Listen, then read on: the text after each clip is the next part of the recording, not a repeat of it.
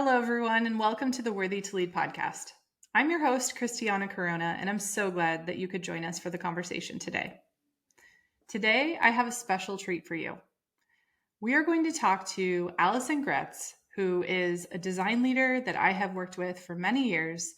She is an inspiration. She has a really interesting journey through her career that I think you're going to find fascinating. And she's got some really amazing lessons for all of us on how to battle workplace toxicity and create an environment where everyone can thrive, where everyone is able to really be their authentic self and to drive results. And so Alison is, the best way I can describe her is that she's sort of like a design leader Beyonce. And she just has this incredible energy, this incredible enthusiasm, this ability to actually take an idea and like fully activate it and bring it to life and create a dynamic team around her. So I can't wait for you to talk to her. If you've never met her before, I think you're going to be really inspired. Here's a little bit more from Alison's leadership bio. Alison Gretz is a leadership coach and trainer working at the intersection of the future of how we work on digital products and leading healthy, high-performing teams of humans. Her training offerings include a design leadership accelerator and an entry-level manager course. Launching this fall is the Good Manager Operating System, a collaborative tool for managers and their teams to create a healthy, impactful relationships and to battle toxicity in their workplace. She is on a mission to make leadership less lonely and more human-centered. And who doesn't need that? She's accelerating us all towards more inclusive workplaces where everyone can thrive. Her background spans award-winning ad agencies to leading in-house product design for Target and rebuilding Shutterfly's internal creative team, where she established and refined this manager operating system for herself, which is now the foundation of the work that she does. So that's a little taste of Alison. You're going to learn so much more. I'm so excited you joined us today. Let's dive in. So, hey, Alison, thanks for coming to the Worthy to Lead podcast. Thanks for having me on. I'm so excited to see you and get to hang out. Same here. It has been too long. So I always enjoy any time I get to hang out with you, even if it's a podcast. Ditto. Okay, so before we started talking today, I gave my audience just a brief intro to kind of your leadership bio, but I would love to have you take a minute to go a little bit deeper and tell us your story. So who would you say you are? Where did you come from? And really what got you to where you are today, maybe in a nutshell? Yeah, pull back the curtain on what's not in the bio, right? Exactly. Well, I don't think I say this in the bio that I'm originally from Scotland. I took a leap and moved countries when I was just 18 for college and following a boy at the time. And I ended up here in the Midwest in the States and very quickly, was doing graphic design and digital design and coding in Flash and doing all of the things. But ultimately, I was a maker and just somebody who really enjoyed solving problems. I fell into an early career in advertising and marketing, really anybody who wanted a website. And then I say that I ask so many annoying questions that someone was like, that's a career, right? You could be a UX designer. That's the best. And that kind of paved the way to like continually asking the important questions, the hard questions, the why are we doing this? Will it actually impact the results we want? How do we make it happen? Negotiating, facilitating across people to make it happen. And then where you and I got to spend some time together, we were both really growing into director roles. And then I got fascinated by the people side of it and leading teams of people, especially diverse, cross-functional, like very, very different teams to try to get the things we were making out into the world in ways that were really right for the end user and then also had tremendous business value. And then about a year ago, I took an entrepreneurial leap, and I like to call myself independent or a solopreneur, kinda. Like I'm still figuring out the right words. But now I kind of have a portfolio career of coaching and courses that I run online, and then also some fractional work with startups. So I may or may not have introduced you up front as the Beyonce of design leaders. You may or may not have. um, you just always struck me as someone who can take on so many things, who can just look in many different broad directions. And I think that's just so amazing. Like, I appreciate that about your journey. And we'll dig into that a little bit more further Yeah.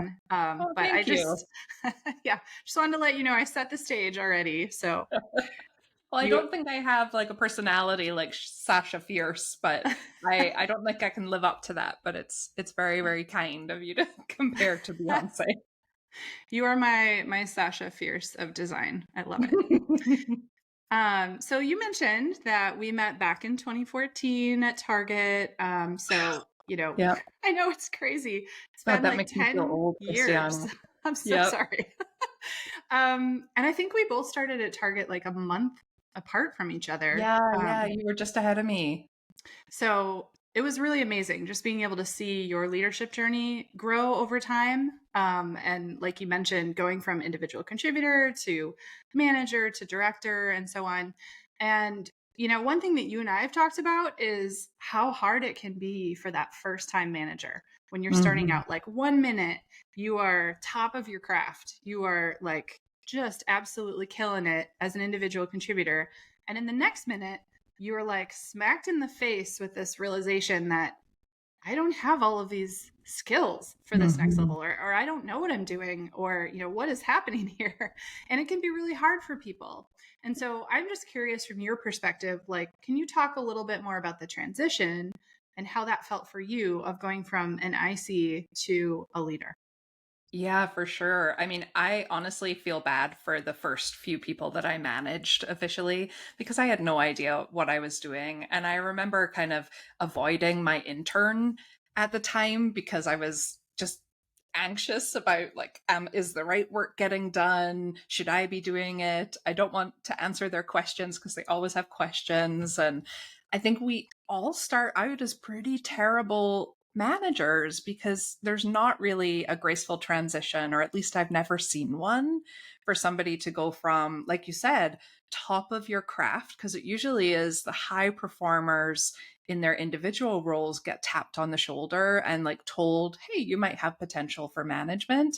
Or Exactly. it's people who are striving towards that and really want it, but don't necessarily know why they want it and if it really will be something that aligns with their skills or brings them joy on a day-to-day basis. And so you get this kind of pool of people stepping into management and then realizing or having these realizations that, oh, my entire day is not my own now. Even if you had like commitments and responsibilities as an IC, you still had a chunk of your day typically that you could manage yourself and, have heads down time. And Right. then suddenly, as a boss, you have no idea what you're walking into every day, let alone getting your strategic priorities done. So for me, it was a really rough transition. I started managing when I worked in advertising and kind of growing teams as new business came in. And so it was organic, and I knew the clients and I had won the business. And then it was like, okay, now go hire people, but not a ton of training. My first performance reviews were terrible, full of bias, just really a learning moment. I'm grateful that I can now look back on it and say, yeah, those were things not to do. And a lot of us just model being a manager off of what we don't want to be like as well. And then there's Yeah. this huge gap in support. More and more I'm seeing trainings be really gate kept at a higher level than first time manager. And so you just Hmm. kind of flounder a bit, and hopefully you have a mentor and support around you organically. But this is not something that many organizations have figured out. Yeah. Yeah. Well said. And I think one of the things that I remember struggling with as a first time manager was just that feeling like you needed to have all the answers. So, kind of like your Mhm. example with the intern, where you're like, please do not ask me any more questions. I'm like over there. Yeah. You can't fake it till you make it in that regard as being a Yeah. manager. Like, you can't just pretend that you have the answers because everyone around you is really smart and they're going to know right away if you're just pretending or making up an answer. Like, So as you think about that aspect of it, like how did you, and just the feelings of unworthiness, right? Like Mhm. sitting in that and knowing, I know I don't have the answer. Like I know that this is my first time doing this. I'm not going to be proficient at a performance review. So I'm building both my worthiness and my capability. Mhm. So I'm curious for you, like what helped you to sort of make that transition from being that unworthy or capable person as a first time Yeah. manager to feeling more confident and feeling more Yeah. worthy to be able to do this job. Yeah. I mean, it's like a muscle that you have to build. And I honestly think the thing that accelerated me into confidence and competence, I think worthiness or feeling worthy of it is still something that even 10, 15 years later I'm still building. But competence and confidence came actually from work I was doing outside of my full time employment because I decided this was a few years or a couple years before you and I met to start a nonprofit aimed at sparking tough, frank conversations around gender equality. And this was before Me Too. It was right as the first Lean In book came out. And all of a sudden, I was, really at the, what's it called? Not the figurehead of a boat, but spearheading this Mhm. initiative with huge sellout events. And we set up a nonprofit so that we could handle money. And all of a sudden, I'm the president of a board and running a small business on the side of my full time employment. And I loved it because I got to be a maker again and be, you know, putting a vision out into the world and iterating and building on it and learning so much. But being forced into a leadership role, or not forced into a leadership role with that nonprofit, but I just kind of accidentally stepped up into it, if that makes sense. And Yeah. I'm never scared of a challenge. I love a challenge because I love learning. And I always think, if not me, then who? Like, Mm. who's going to tackle this if I don't do it? And so their Minneapolis Mad Women was born. And all of a sudden, I'm talking in front of rooms of 300 because the president of a nonprofit introduces the speaker, and then running, this business. And so having that stretch really made then the, day by day vocation management feel a lot easier and Mm. smaller and something that I could do and build my competence in over time. Yeah. It's really amazing. I don't think I at the time knew how much of that you were learning on the fly while learning All how of to it. be a manager. I mean, it's amazing, but kind of to that point, like being thrown in the fire and having to figure these things out and having to lead at even a higher level and a more complex level. Mm-hmm. I'm sure that made some of the challenges of being a first time manager inside of a corporation where there's, some fairly safe environment with like some guidelines on how to do some things feel a little bit more manageable. Yeah, yeah. And then when I moved to Target, I had forgotten about this until just a second ago. I started out as a manager with a small team and it was more formalized and I really started to build a better management muscle, I think, with that formality. And then we had a huge reorg and I was asked to step into a principal role.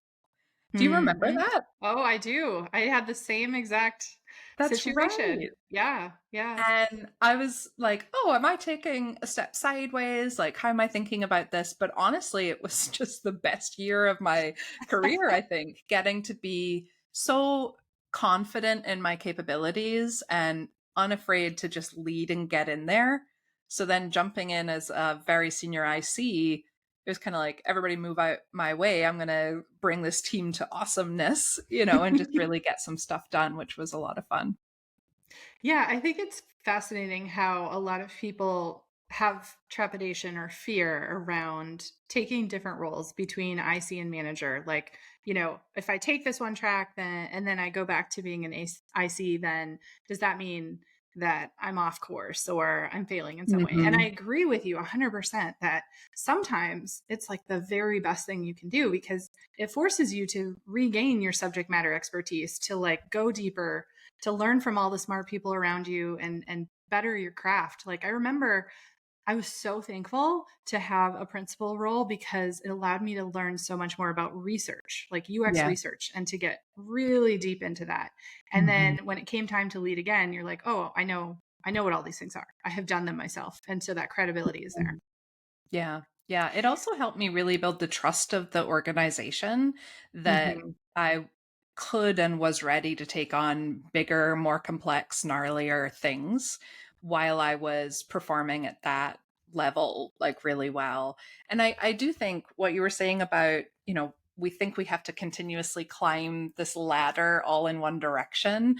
I've been starting to talk about and write about this concept of your career being more of a playground and Mhm. something that you can bring the joy back into it and make sure that how you're spending your days and your time and your energy is regenerative and something fun, even if you're building a muscle. Like I think of my kids learning to do the monkey bars, they can't do it right away. They have Mhm. to find maybe a smaller playground and sort of work up into it and build the muscles and then practice getting across. Like you've got to take these moments of building and learning. And then maybe you decide, oh, the monkey bars aren't my thing anymore. I want to go down some slides or some swings or whatever's right for you, or just go make some friends and stand in the shade, whatever makes sense at that moment. But to help us release this idea that it's all one direction and that Yeah. then it feels really bad and terrible if something goes wrong or we feel more stuck versus Mhm. thinking of a collection of really enriching experiences that we can Yeah. do in any order we want to. Yeah. And I think the implicit feeling of that, like as you're describing a playground, is so joyful and so free. It's So like fun. all of those heavy expectations that we put on ourselves to continuously drive upward and forward and, whatever that path is, like that's gone. Like you can go in any direction that you want. You can be interested in completely different things. Mhm. And that's so beautiful. Yeah. Well, and you say it's gone, but I don't think we've shed any of the expectations yet. And maybe Mhm. in a couple generations it'll be a little bit different in terms of these expectations we feel a need to fulfill, right? And prior definitions of success. And most companies have changed. Pensions aren't a thing anymore. Longevity at companies and kind of automatic promotions are not a thing anymore. Companies are flatter, managers are player coaches. Average tenure at a company is 2.5 years. And so Mhm. you're not really finding that same like sort of sitting in one spot. And I think obviously there's exceptions to that rule and like where the stats come from Gallup, but um yeah. So, okay, going back to this idea that maybe we're not quite there yet and being able to shed this idea of having to climb a ladder. Like Hmm. for yourself, as you've been going through your career and taking this more playground free approach, do you feel those expectations? Do you feel the freedom? Like how has it felt taking that approach? I have felt both things. And I think, much like any sort of human in our workplaces right now, I have absolutely had this ladder mentality or desired to get to the next step or the next level and kind of pursued that. Um, and then there's been other times where that as a fallacy has kind of bit me in the butt. And I've realized, oh, I climbed the ladder. I did all the things I was supposed to do. I like this anymore? Am I getting to spend my days how I want to? Like on the outside, you might seem successful, but are you well? Are you happy? Are you having the impact that you want to? Um, and so I think it for me has been a reassessment and then also getting used to having to reshed those expectations. Even though I fully believe in the playground metaphor, I still fall into that trap of thinking about the next level and success as a linear line. It's something I have to remind myself is kind of a false construct these days. Mhm. Am I getting Yeah. too meta? No, this is great. I'm just thinking personally, like how you can let go of something that is so ingrained in Mm-hmm. the culture. And I think one of the things that you called out though is just following your interests or following your Yeah. passions or wanting to learn across. And when we get so laser focused on promotion being the only Mm-hmm. way we can show growth, it is for sure limiting because at some places Disappointing. there's limited ability to constantly get a promotion every year, every couple years. That's just Yep. not a reality.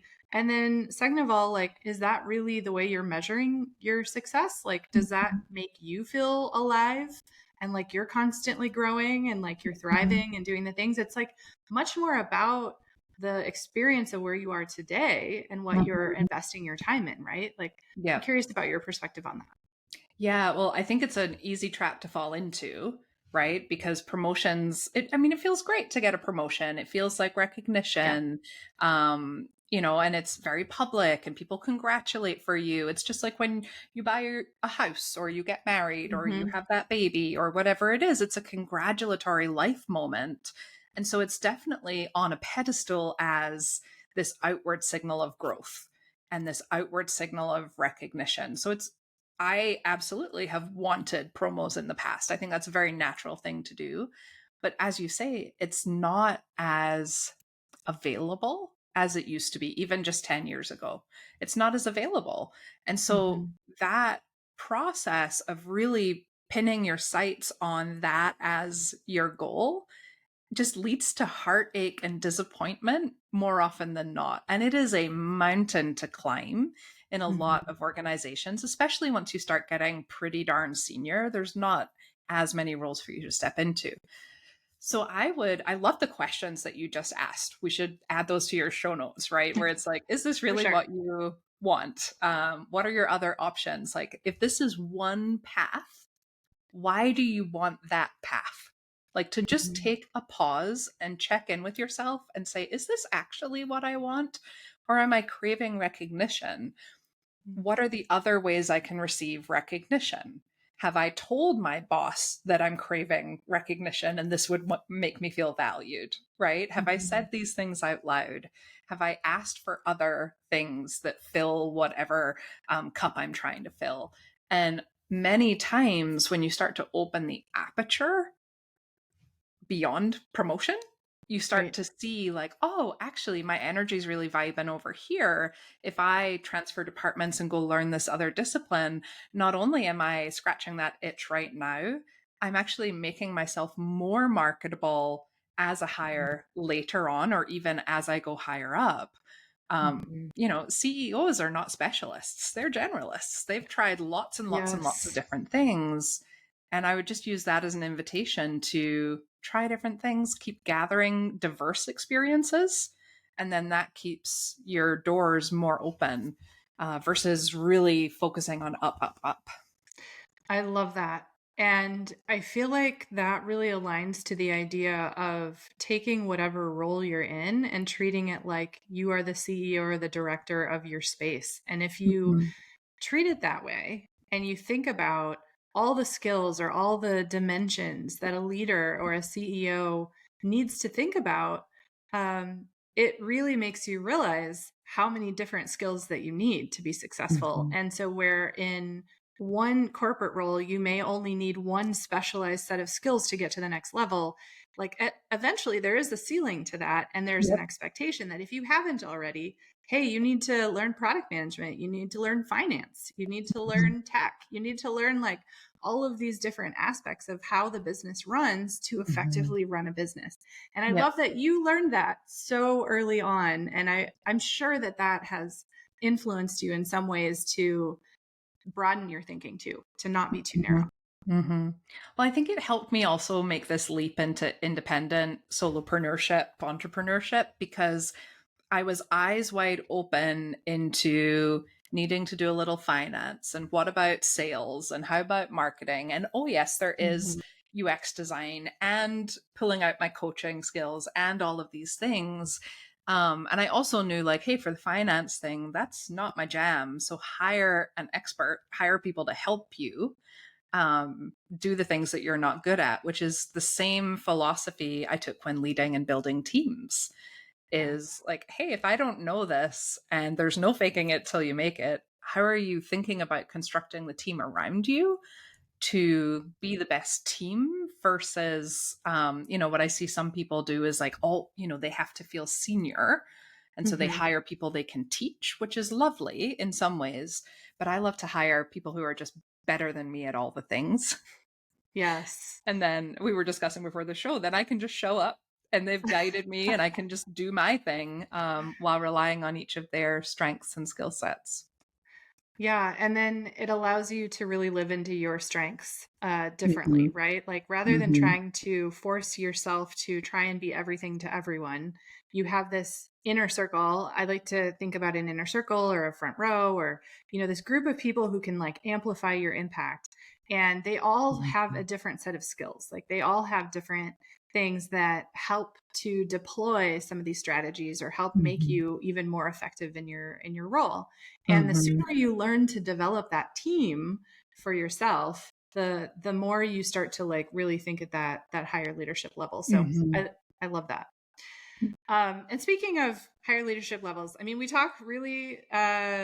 It's awesome to think about the breadth and to encourage people to you know, explore widely, right? Mhm. But you also have gone through sort of the ladder in a way. You have accomplished Mhm. different levels of leadership from Yeah. director to vice president Mhm. and so on, which is really amazing. So I'm curious. Are there any like principles, guiding principles, or things that you held on to as you continued to go up into a larger and larger, more impactful leadership role Yeah. to not lose that part of yourself along the Yeah. way? I mean, the one that pops into my head right away is empathy, which has always been in my Strength Finders top 5. It kind of explains why UX was such an interesting place for me to play in. And when I started taking on teams that were like close to 100 people, right? And I would have layers of management, sure, but 100 people, it was still so important to me, even at a VP level, to know who they were, right? Mm-hmm. Like, who are you as a human? How do we make your experience on this team while you're here kick ass as it can be? How do we make sure that there's win wins, that you're learning something that's going to be really valuable to you in your career?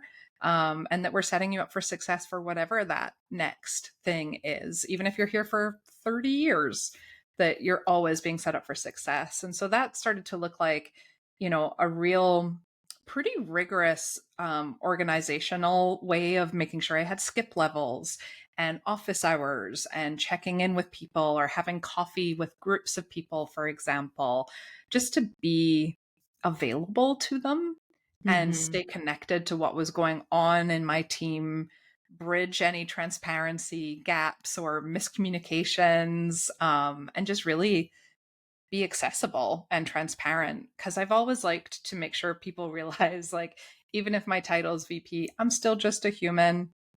Like, Yeah. I'm just a human here doing the things. As much as I am Beyonce, I'm still a human. Oh, yeah. I mean, I know Beyonce has like people, but I didn't really, I had my leadership teams again of like diverse folks, but yeah, Beyonce still talks to people. She's still got a team. Yeah.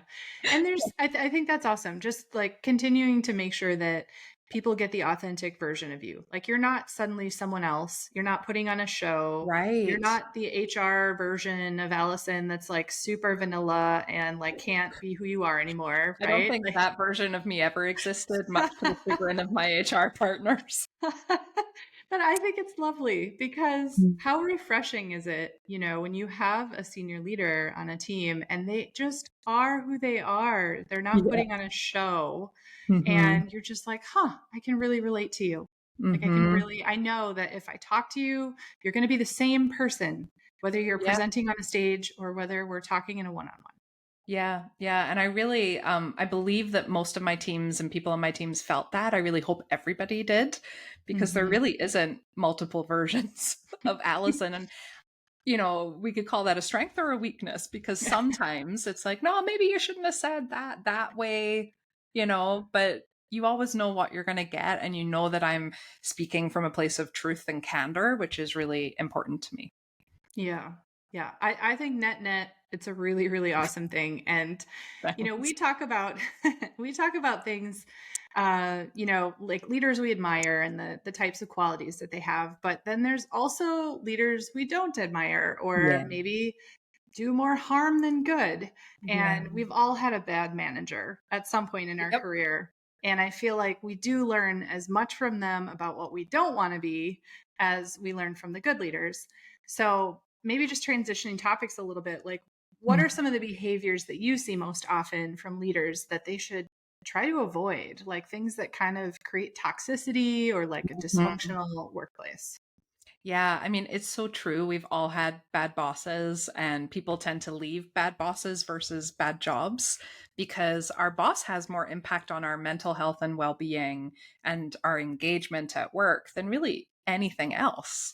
Hmm. And this relationship is really critical to all of us on a day to day basis. And so, I mean, I've had bosses who have really ranged the gamut. And something I've noticed, not just from bosses, but peers and stakeholders and other people being bosses in the workplace, is, you know, any lack of authenticity. I think authenticity is a spectrum, but when you're having to navigate which part of the truth did I say to what person and how much do I disclose versus sort of gatekeep, Mm-hmm. that always backfires, right? And I think people who do that, either from like needing to have a sense of control or maybe even a sort of perception that they're saving their team from information, by protecting Yeah. that information or wanting to be too perfect about it, that tends to just drum up more rumors and people Mm-hmm. comparing what message did you get versus I got, what are they talking about, why did they lie? Like, it's a very slippery slope. Mm-hmm. So like that balance of transparency and kind of progressive disclosure with information when it's like right and helpful, but you can't protect people from just the realities of an organization. These are smart people. So Yeah. I watch out for that. The other thing, and I think this is a toxic leadership trait that I've had in the past, is when you try to do it all yourself and you're like Hmm. over functioning, right? Like, we need a We support can group. all admit to that one. Right? Or you think, oh, so and so is too busy, so I'm just going to keep this to myself. I'll do this, I'll do this, I'll do this. And then all of a sudden, you're tired, you're burnt out, you're resenting people around you for not helping more. Right? I think that can be a very difficult trait for leaders to shake. And it goes back to training, right? If we learn how to delegate really effectively and how to make sure we're working and communicating at kind of the right altitude for our position, if we learn these skills and spend time intentionally building and designing our own leadership systems, then we can avoid that toxic trait. Hmm. Um, what's an example you have of a toxic trait you've bumped into in a leader? I think one that I don't know that people understand quite how toxic it can create a culture around it, but like the idea of having to have all decisions made by one person and they are the gatekeeper. So they get to Yeah. hold the keys, the magical keys to deciding everything. And I'm not talking about like the highest, most leader there is. I'm talking about people in between, like at Mhm. different levels, where you are completely limiting the empowerment of the team by always having to review, always having to run everything by every layer. And then everyone needs to add value, right? Like they need to say, well, I don't like it because, Yeah. and then they'll give you 10 things they don't like because they want to add value And go and back to square one. Yeah. yeah, and show that they're an expert. And just the amount of extra stress and work and chronic fatigue that's caused by cycling through and through and through and through instead of just making a decision and then empowering the team to go for it. Mhm. It just drags things out and makes them much more painful than they need to be. So I don't know like that there's a one way to get around that, but I think that creating a culture where you're empowering your team to hold high standards, where you're empowering, more than one person to be able to make a decision about anything, Mm-hmm. can just be like a complete unlock Yeah. in efficiency and effectiveness. And then also people just feeling like they can move forward, like they're not completely bottlenecked. Mm-hmm. Yeah, that's really a lose-lose situation because then the leader is busier and busier and busier as well. And what happens in that kind of environment is people become progressively more and more afraid to make their own decisions Yes. because ultimately they will get undone. And that's really hard to rebuild. I mean, that kind of damage to a culture and even damage to an individual's sense of agency and autonomy, that has very widespread reaches, right? And can go way beyond the workplace in terms of causing harm to that person. The Yeah. other one is worth mentioning is lack of compassionate candor. And I'm a huge Kim Scott fan who originally Mm-hmm. wrote Radical Candor. Check out the framework, right? Mm-hmm. Which is like, hey, radical candor has a basis in compassion and true caring. That's the whole point. But Mm-hmm. you're also actually speaking the truth in a clearly communicated manner, but the Mm-hmm. person receiving that knows that you care deeply, Yeah. right? And the opposite is just obnoxious aggression or manipulation, where we don't like working for those people. And so we don't want to be those people. Those are the bosses we can really Yeah. easily identify as like, that was a terrible boss. But Yeah. I think even the most well meaning people have such a hard time giving really clear, actionable, understandable feedback that they Yes. end up sitting in this other quadrant that Kim's identified as ruinous empathy. Mm. And then all of a sudden, you could be the most well meaning boss ever. But if you're not providing your team member with an unlock piece of feedback that is getting in their way while they're pursuing promotion, all of these things, the time you are wasting for that Mm-hmm. individual, and they're probably thinking, I'm doing great. My boss is so supportive of this path to promotion or this stretch assignment, whatever it is, when ultimately they're not actually supportive. They're just not telling them what is actually going on. And I see that to be so harmful just because of the amount of time I've seen people waste. Yeah.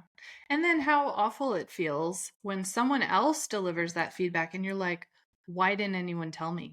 Why Yes. why didn't anyone say anything? Why didn't my leader say anything to me Yep. that this was getting in my way? Yep. Shouldn't they be looking out for me? Yeah. Shouldn't they be investing Can in my I growth? can I trust them? Can Are I trust they them? are they Mhm. sugarcoating everything else? Right. What's true? What Like else it are they makes not you saying? exactly. Yeah. Mhm.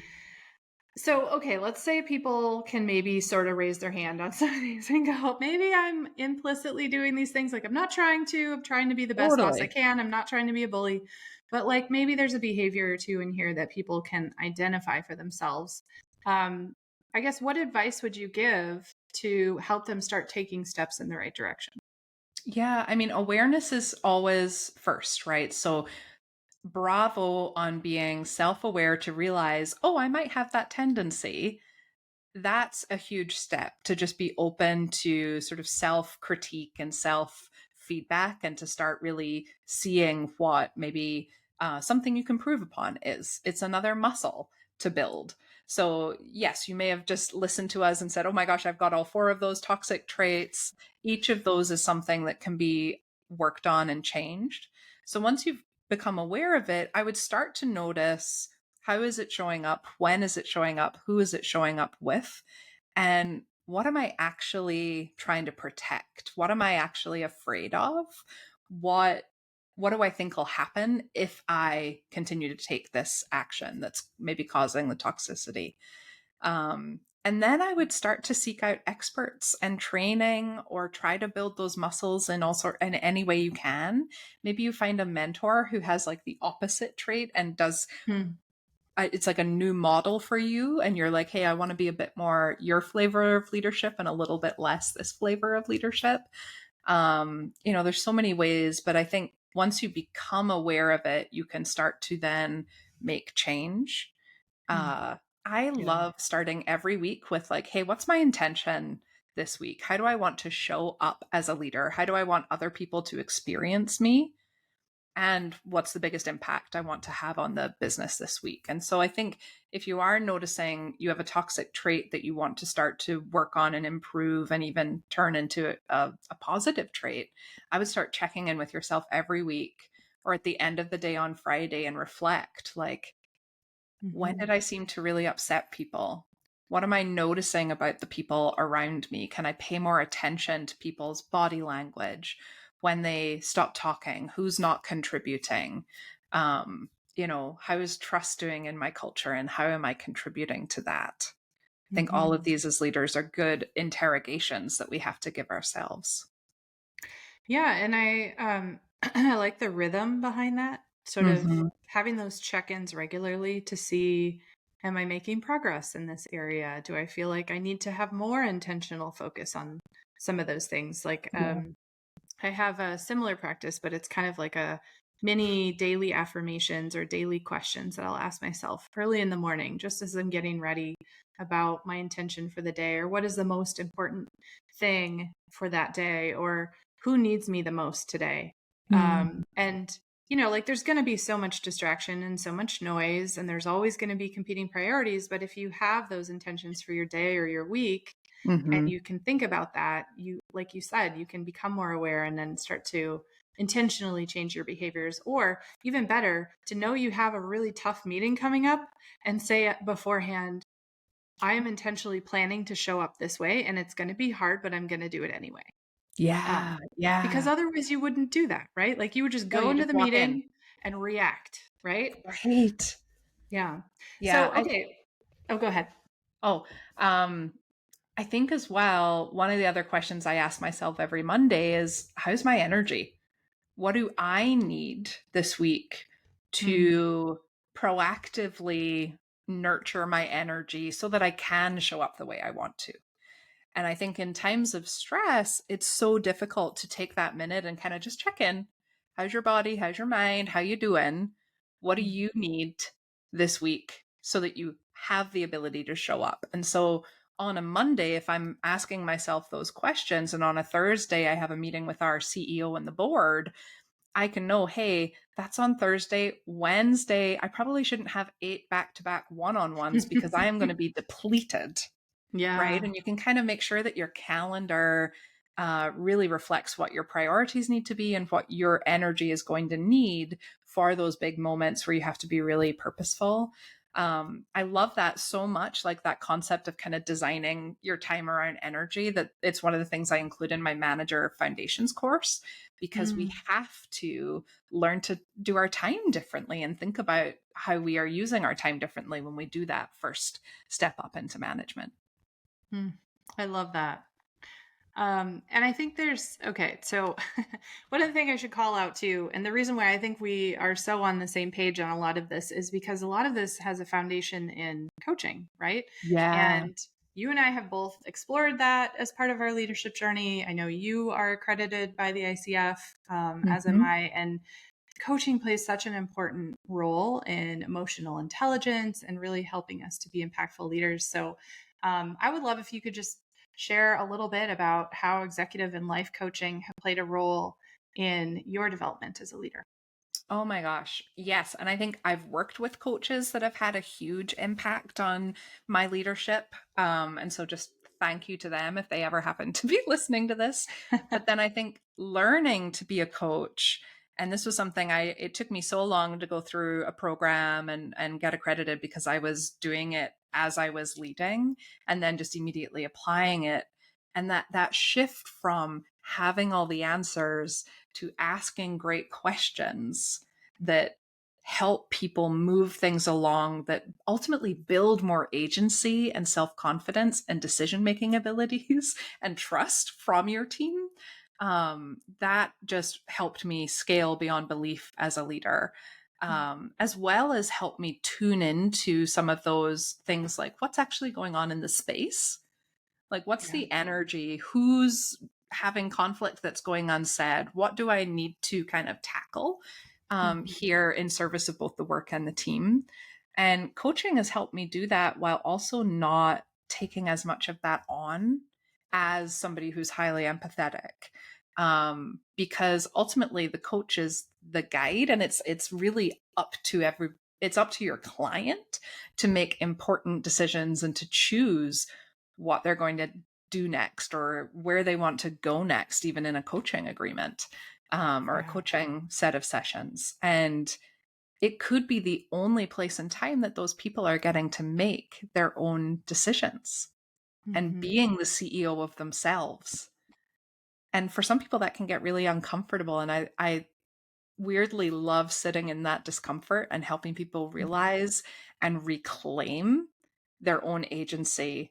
And then they can step back into the workplace. I think I've rambled away off your question, but they can then step back into the workplace That's great. with more confidence as a leader who has more worth, self worthiness, and doesn't need much from other people to have a point of view, come into a workplace, get stuff done, and lead a much healthier team than they would have otherwise. I think every leader should be a coach Hmm. and I almost 100% mandatory agree. coaching training.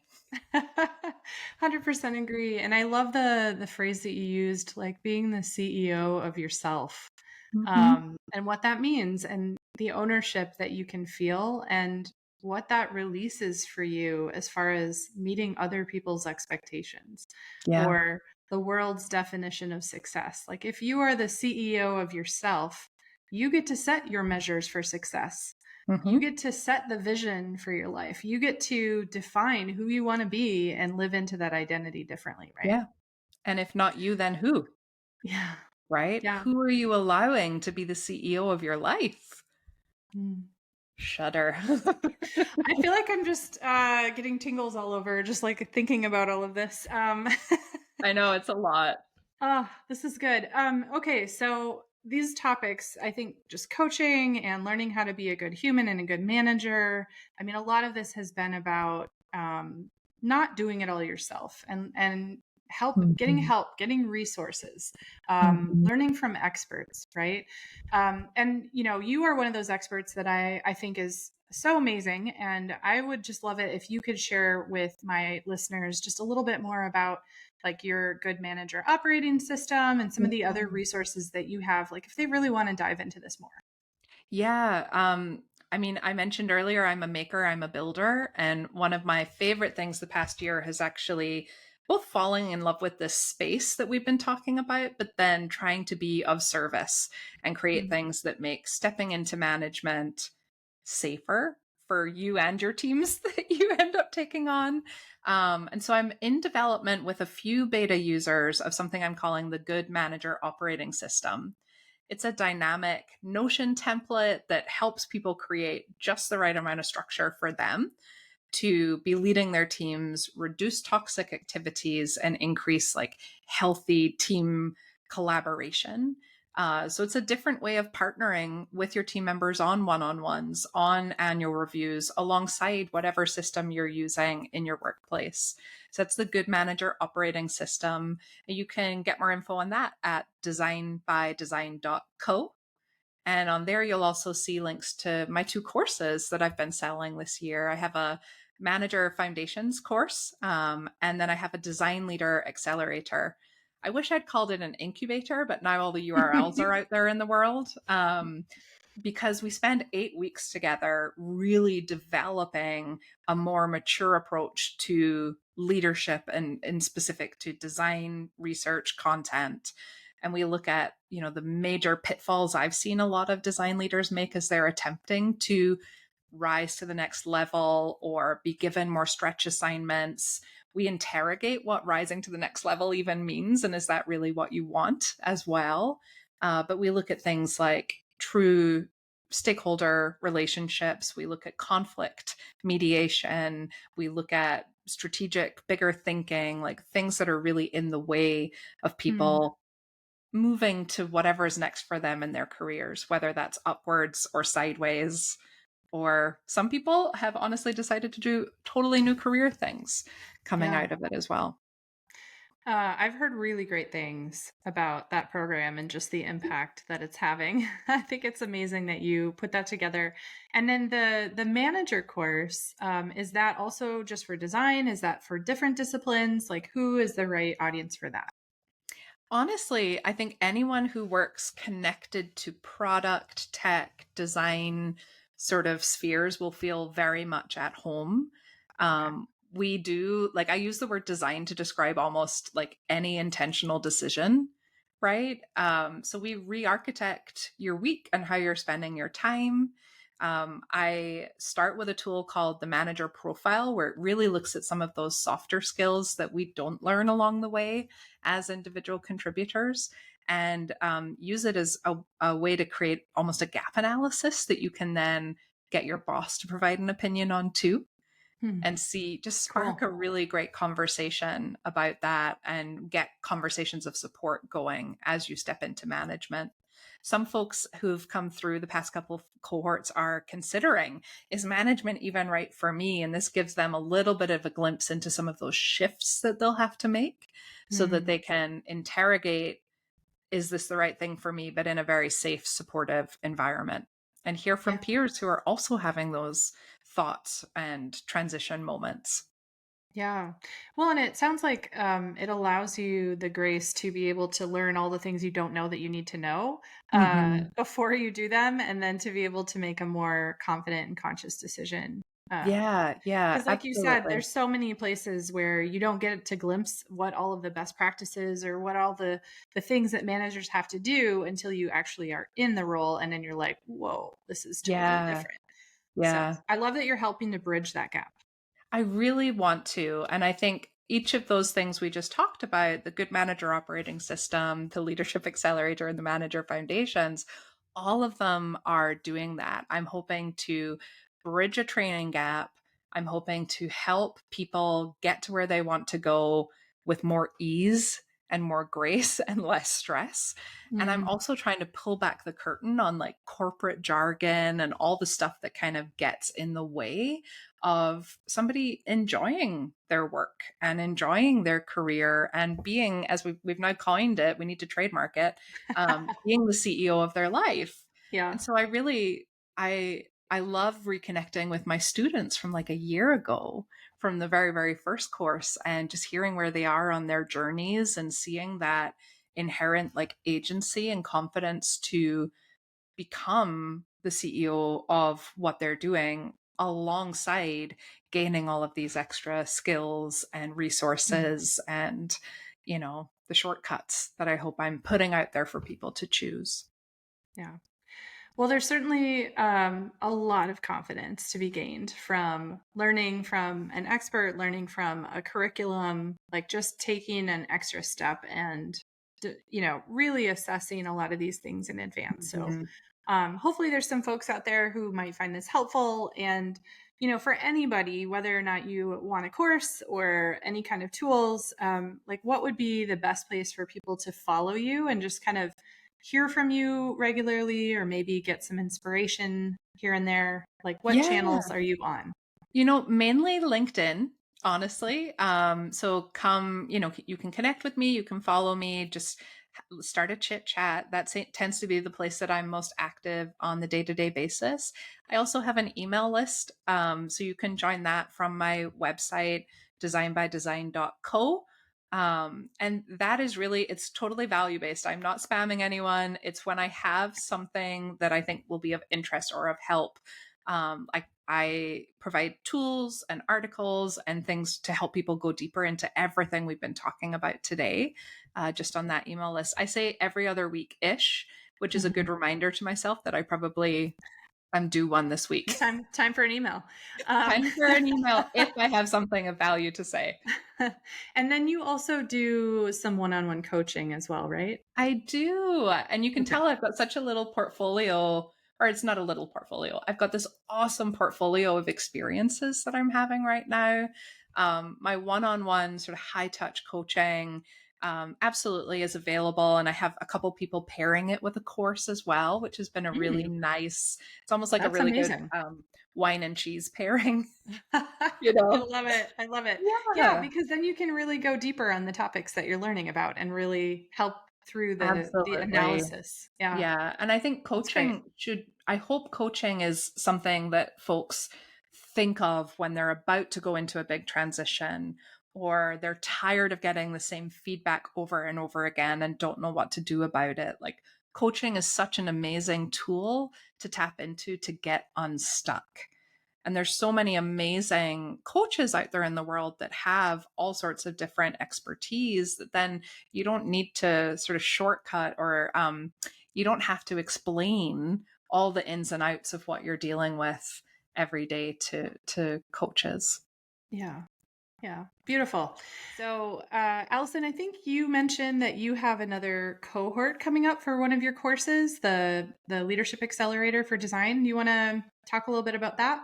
Yeah, we start on September 16th with a kickoff, and then we meet weekly after that for 8 weeks, digging into each module of the course and just having time together as a community. I do coaching prompts, we have some breakout sessions, and some workshop stuff.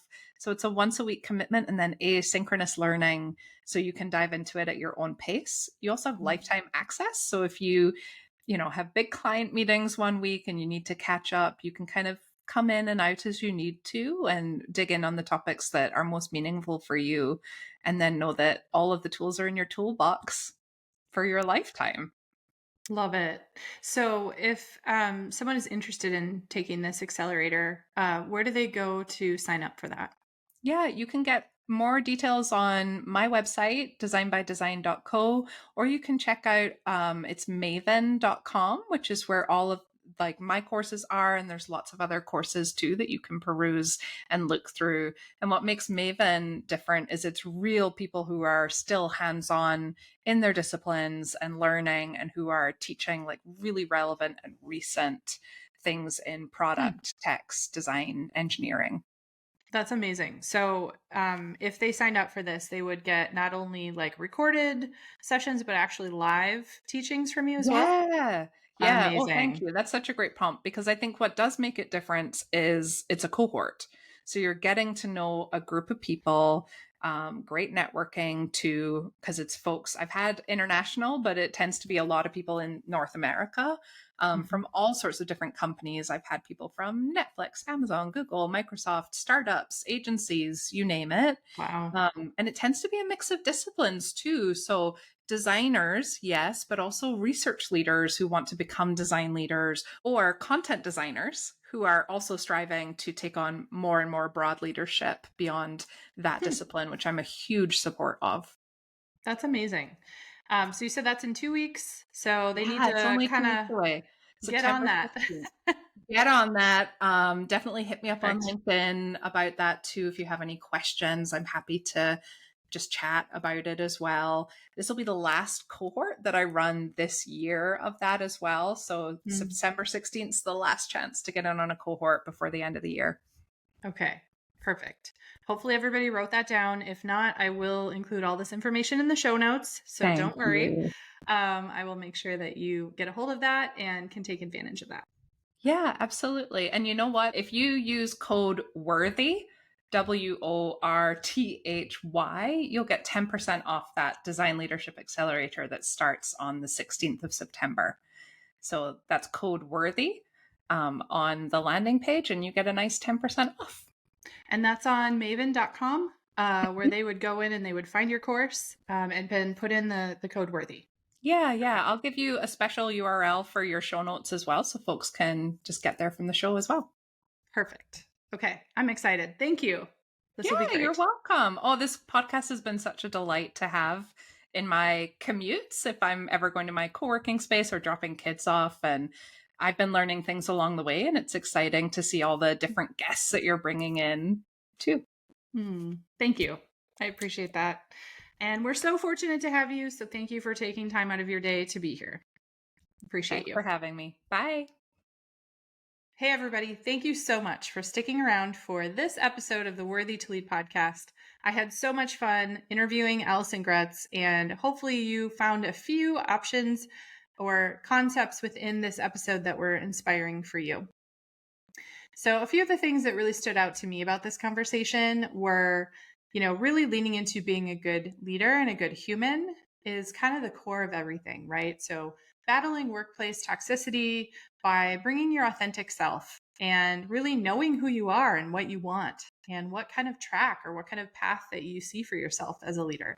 A lot of these things just help you to disrupt some of those disempowering behaviors that maybe you're doing on purpose or maybe you're doing, by accident. The better you know yourself and the more authentic you can be in your role, the better you can show up for others. Another thing that I really took away was this idea of a career playground. So for many of you, you have this singular view of promotion and going straight up, and here's the ladder, I need to climb it in order. But, Alison's career journey and a lot of the things that she was talking about today really disrupt that notion, right? Like it doesn't have to be a straight up, it doesn't have to be a straight line at all. In fact, there's so much value in exploring broadly, exploring laterally, trying completely different things and putting yourself outside your comfort zone, because all of those things help you become a more confident person, a more confident leader. And then also they help you have empathy for other people as you continue to climb that ladder at some point, or change your role or become more of a subject matter expert in your role. You can really understand other people's points of view differently. And then the third piece there that I loved that we kind of ended on was coaching and how important it is to take intentional moments to pause and reflect and really build awareness of our own behavior. And so this is something both Alison and I feel very passionately about. And, this can really help you to discover the opportunities that you want to focus on, but also to go inward and to say, I am the CEO of myself. I love that phrase that she came up with, and the importance of measuring success on our own terms. So not measuring the success the way that your company says you should, or that society says you should, or, your family or your friends or your neighbors. But really, what does it mean to be the CEO of your own life? And what kind of decisions do you want to make to align to being the person that you want to be? So take advantage of Alison's tools and resources. She's got some really amazing stuff. And all of that is on designbydesign.co. And again, a lot of these resources are actually not just for design leaders, they're for any leaders.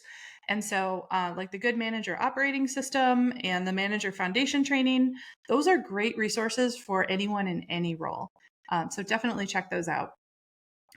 Specifically for design leaders, if you are looking to accelerate your growth and your learning in your role, Alison's cohort starts in 2 weeks.